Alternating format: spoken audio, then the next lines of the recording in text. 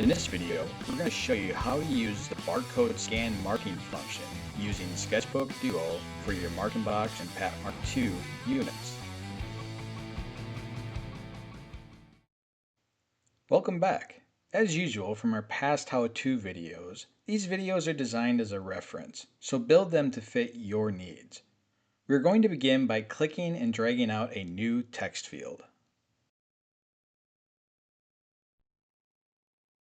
For this application, when you create a new text field, you will want to build a template for the max number of characters. This will help prevent errors from popping up later on. Next, we'll look at our property settings. Take a few moments to make any adjustments to your height, the spacing, location, force, and/or your speed.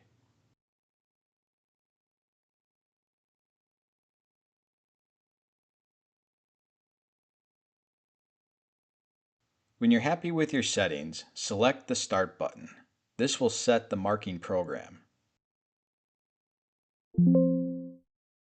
From here, we select the Barcode Scan Marking button.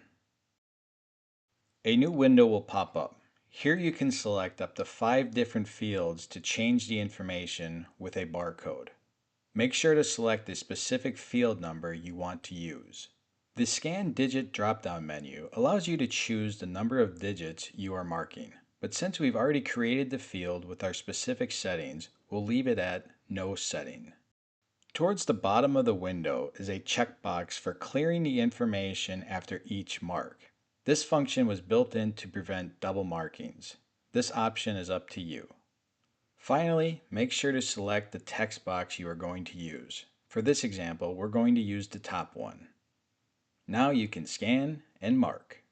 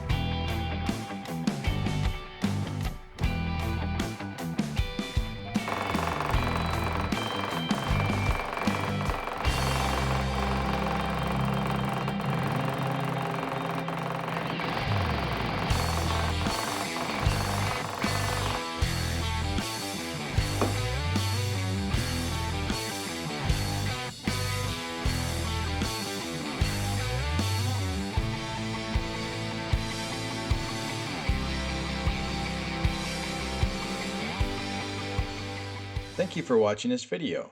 If you'd like to learn more about our products or have programming questions, contact us.